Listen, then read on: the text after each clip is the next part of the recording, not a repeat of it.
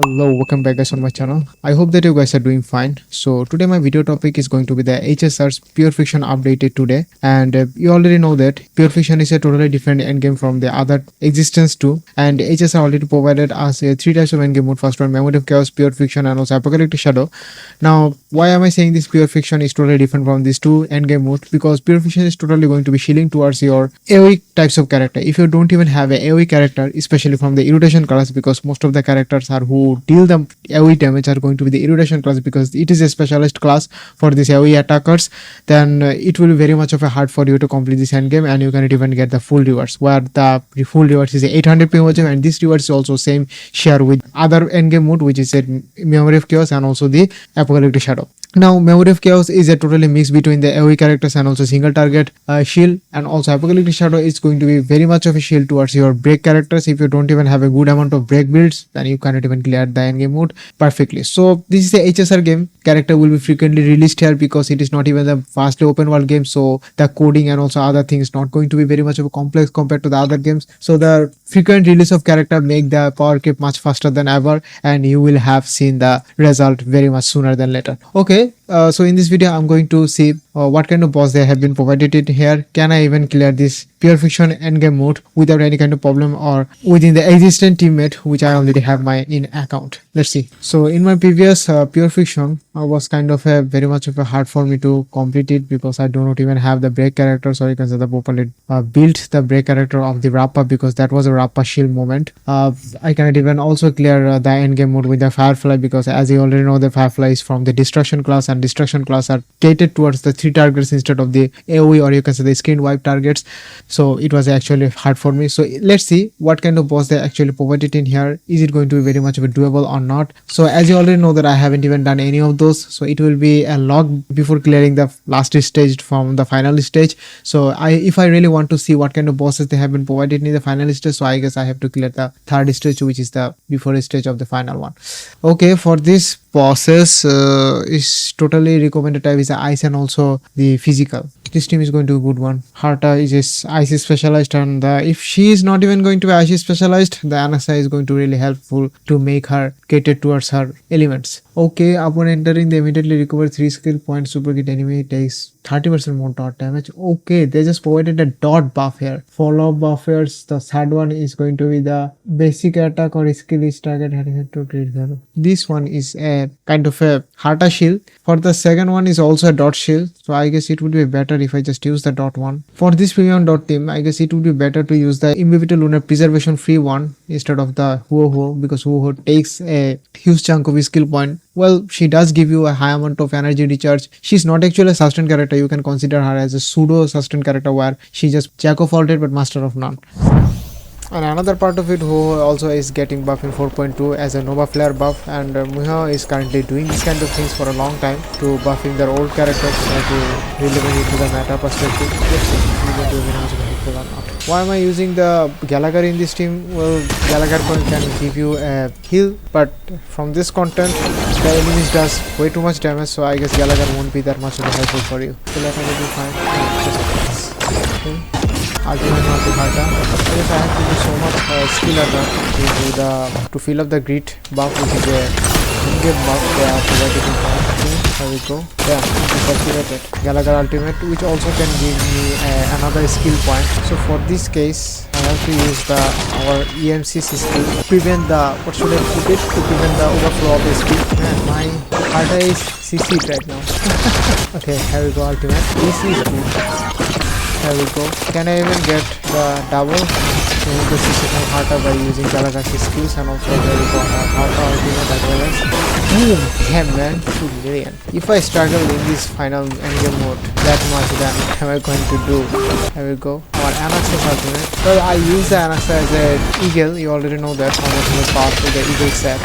Most of the people who don't even have the, how should I put it, the people who don't even use the wind or don't even from the wind class, eagle set is going to also be very much helpful for that team as well. Sorry, for that character as well as. Why am I saying this? Because eagle set can give you a 15% action advance when you are just deploying that particular character's ultimate, or you can say the equipped character's ultimate. Okay, here we go. Gallagher's skill as well as not actually skill, basic attack. Why am I saying the skill instead of the basic attack? Okay. Should I even use a skill now? Arta's ultimate, and she can also get her action 100% action advance, which is her passive. So enhance skill attack. You see that? You see that damage, bro? Hellboy skill, which can also help to gauge to her means, which can give me a 100% action advance from anywhere point I am in the turn. Okay, here we go. Our Kafka's turn, or you can say the dot turn. Skill from the high ceilings, skill from our Black Swan, skill from our downhand, and also skill from our custom final touch. Well, should I even do the auto play? Yes, I should. Here we go. Let's see how does this team perform with the auto play. Kafka's call out attack, and also downhand's passive, we can also give us a free shield without anything. I don't know when the AHA damage, or you can say the AHA mechanics implemented with this endgame mode or endgame buff. They just give us some kind of a paperwork for implementing something. I actually didn't get it, so I guess I'm not used to it to this current relation mechanics, or you can say the plan of ideas humor mine. Okay, here we go, blasting out the minions and Kafka's ultimate as well as by the 3 and 3 rovers game, which is the Destiny Impact, Amazon to them also the HSR. I guess HSR has a very much of a high power key issue, which I already mentioned before, because in this game it is a non-open world game, or it is a semi-open world game, so you would be restricted to do so many things.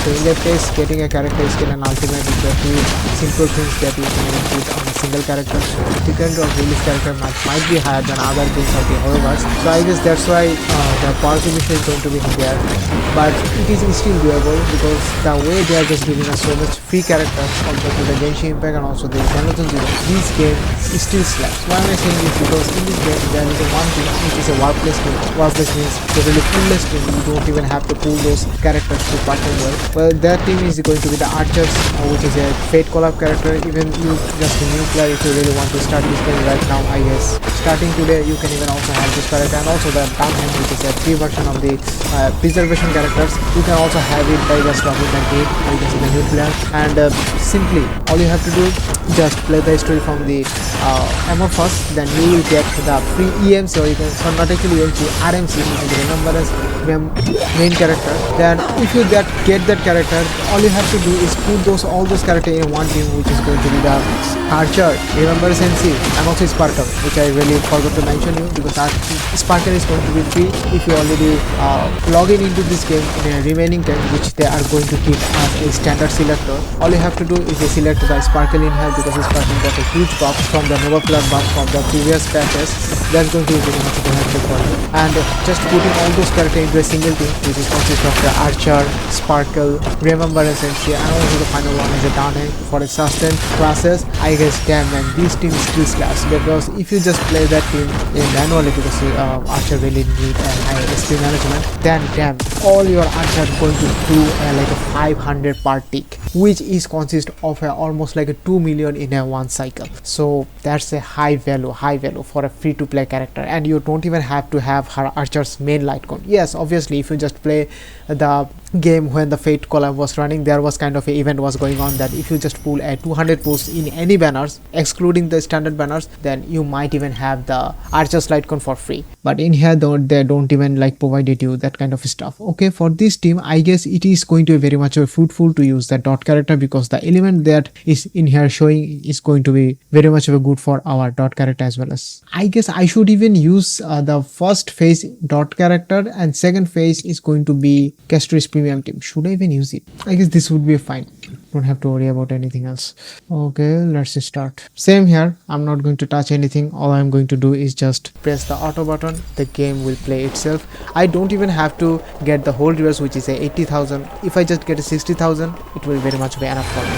I'm not one of those like a DCCs who really flexing their characters or just spend their whole times to make a zero cycle for no reason.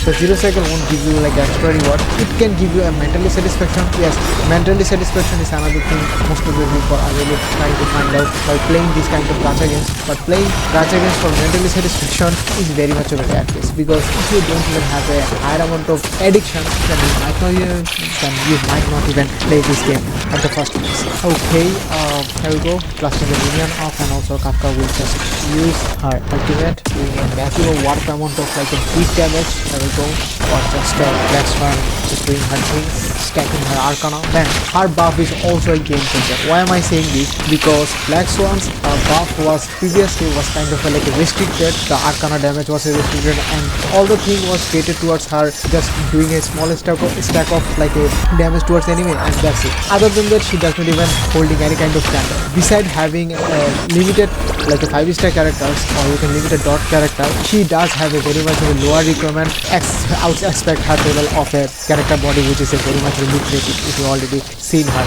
But after the buff, her total restriction was removed. Now she is just doing more than ever. Why am I saying this? Before, she just all does is giving the enemy of a Arcana stack, and it was a limited and a certain amount of damages was doing in her. But after the update, or even after the monocular buff, now she is doing a huge amount of damage, and those damage are not even like a joke. Why am I saying this? She also plays as a sub DPS and also a support character. Why am I saying this? Because her heat is revolving around, or when she is applying the Arcana to the enemy will have a more vulnerability to take the dot damage, and also limited restriction was removed, and it is just totally immensely higher than ever. So if the battle is going longer, your Black Swan will do more damage than ever. So that's the main thing you have to remember. Other than that, Kafka is also got her buff, and if your dot team don't even have the high ceilings, which is the main thing which I'm going to show you, which is a real thing, which is the second character. If you don't have the high ceilings, I guess it will be a very much of a hard for you to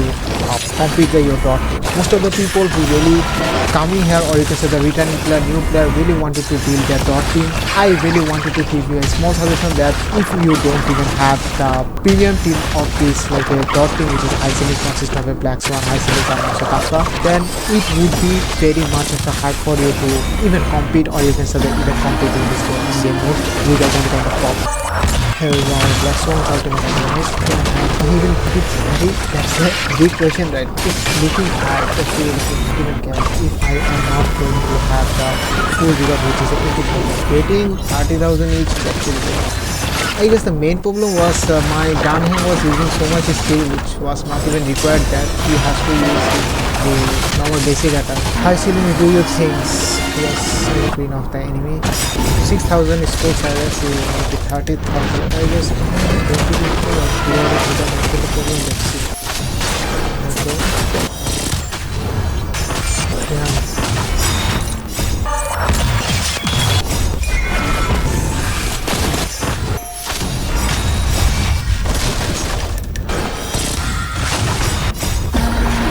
I guess it was okay. Let's see. Not even 60,000, but it is what it is. Let's see. Can my castles can do a difference in here? I will get a 40,000 score in here to make it up to a 60,000. Another like a auto button. Changing the whole scenario. Sorry to say, this game doesn't revolve around your energy based team, so you can even just suck my energy as much as you want to. So I think how to really helps to make up for our stories.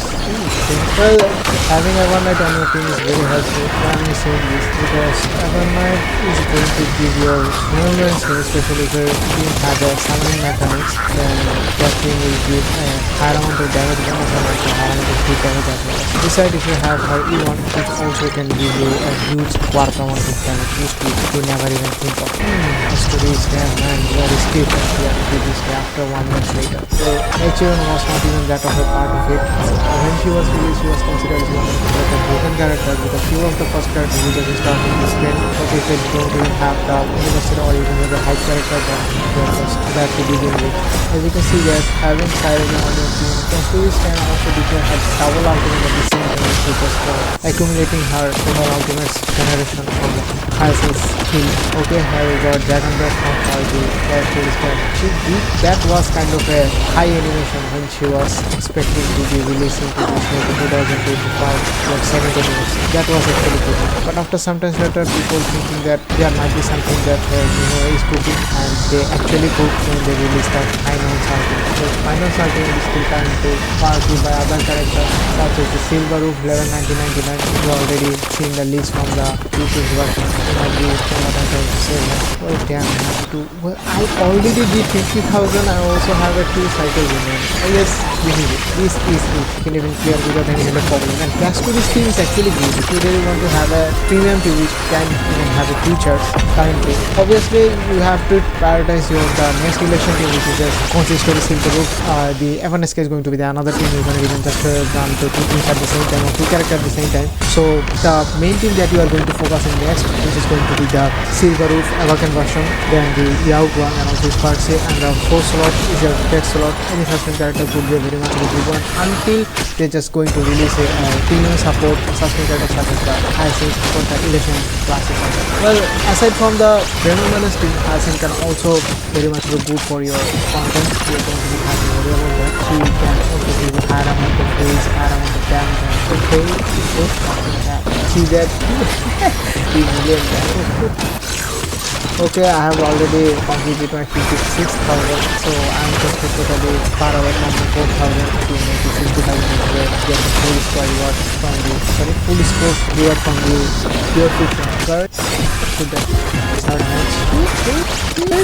Finally did.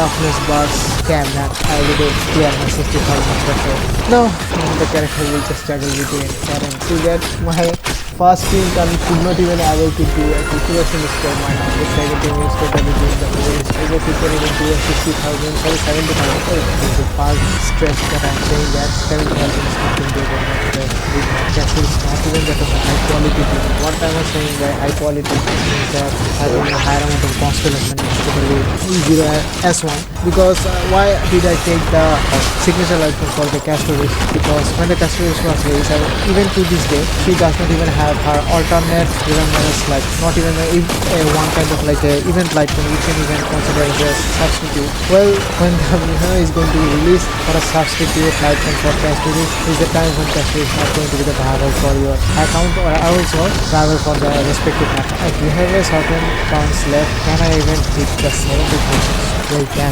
my Sal is actually trading through the Castorus Dragon Breath. Let's see what will be the end result. Then hit the Castorus because getting hit from Castorus will also generate her ultimate faster.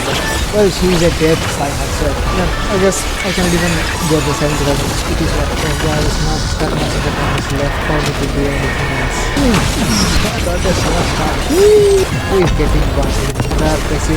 This is it, I guess. 67,000, not bad. So as you can see that my first team, which was a consist of a dot premium team, could not even do a 50% score, which is considered as a 30,000. It was able to do a 28,600, which is very much of a bad one. But when it comes to my second team, Castorus premium team, which only have a signature weapon of a Castorus, other character is going to be the E0S0. That team is totally shaded through the second boss, which is a Sam, or you can say the Firefly, and also the buff is not going to be gated towards her. So if you really want to dedicate yourself to a future proof team, I guess getting this team going to be very much of helpful, but it is not going to be a first choice in my opinion, because the next team is going to be the Elation one, where it consists of a Silver Roof, Yao Guang, Sparse, and also flex slot of a sustain character. That character is going to be viable for your another 1 or 2 years, just like the Castorus one. Castorus is still tier 0. She does not even require any kind of buff to perform well perfectly. She already have her perfect team, nothing to be added in here. But there is a one thing is that Sarani might be very much of a late to find her on her rerun, because she was running her like a 43 days, which is a 1 month 13 days at the same time. So having her on rerun waiting for her is going to be very much of a hard for you. So if you have Tribi, which is can be considered as an alternate option of the Sirini, then I guess it would be very much of a good one instead of the Sirini. Or the other character, which is the Remembrance MC from the playing through the studio, you can even get your character of a C6 constellation. Then I guess this can be also a good alternate option. So getting these full teams of Castorus is also a good one, but I have no idea how much they are going to shield to her towards her. Besides than that, this pure fiction was not even shield towards her. It is totally, I just totally brute force her by playing her into this endgame mode. Let's see how much she is going to be viable for the upcoming meta, or you can say the respective meta as well as. So I guess that's all for this video. If you have any kind of question regarding this topic and also regarding this video and also my opinion, feel free to leave on the comment section, and also let me know into the comment section that is this pure friction was the hardest one or did you clear it without any kind of problem. So see you on the next video. Peace.